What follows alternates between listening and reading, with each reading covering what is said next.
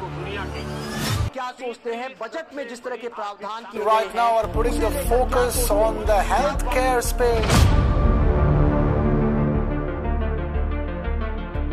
भारत विकसित राष्ट्रांकडे वाटचाल करत आहे आणि येत्या काही वर्षात भारतीय अर्थव्यवस्था अव्वल स्थानावर जाणार आहे असा आभास राजकीय मंडळी आपल्याला सतत करून देत असते। या पार्श्वभूमीवर भारतात सार्वजनिक आरोग्य व्यवस्थेची काय सद्यस्थिती आहे आणि सध्या मांडण्यात आलेल्या बजेट 2024चा त्यावर काय परिणाम झालेला आहे आणि त्यात काय तरतुदी करण्यात आलेला आहे याची माहिती आपण या व्हिडिओमध्ये बघूयात। केंद्रीय अर्थसंकल्पामध्ये आरोग्यासाठी 90,958 कोटीची तरतूद यावर्षी करण्यात आली। यामध्ये 87,656 कोटी ministry of health and family वेलफेअरसाठी आणि 3,301 कोटी डिपार्टमेंट ऑफ हेल्थ रिसर्चसाठी देण्यात आलेले आहे।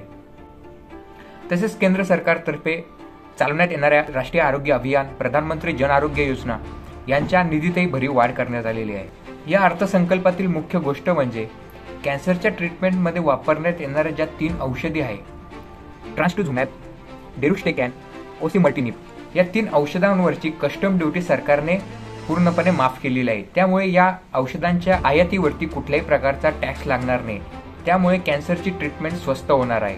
एक्सरेच्या मशीनमध्ये वापरण्यात येणारी X-ray tube, flat panel detector यांवरची कस्टम ड्युटी काही प्रमाणात कमी करण्यात आलेली आहे आणि बिहारमध्ये नवीन मेडिकल कॉलेजची घोषणाही या अर्थसंकल्पात करण्यात आलेली आहे। अर्थसंकल्प मांडत असताना अर्थमंत्री निर्मला सीतारामन यांनी सरकारच्या 9 मुख्य प्रायोरिटीजची घोषणा केली, परंतु त्यात हेल्थ सेक्टरचा समावेश नव्हता। 2017च्या नॅशनल हेल्थ पॉलिसीनुसार 2024 ते 2025 पर्यंत हेल्थ सेक्टरवर जीडीपीच्या 2.5% खर्च होण्याचे टार्गेट ठेवण्यात आलेलं होतं। यामध्ये 60% खर्च राज्य सरकार ते 40% खर्च केंद्र सरकार करणार होते। यानुसार या बजेटमध्ये केंद्र सरकारने 3.3 लाख करोड रुपये हेल्थ सेक्टरसाठी खर्च करणे अपेक्षित होते, परंतु प्रत्यक्षात या बजेटमध्ये 91,000 कोटी हेल्थ सेक्टरसाठी देण्यात आले। हा निधी जर मागील वर्षीच्या तुलनेत जास्त असला तरी तो पुरेसा नाही।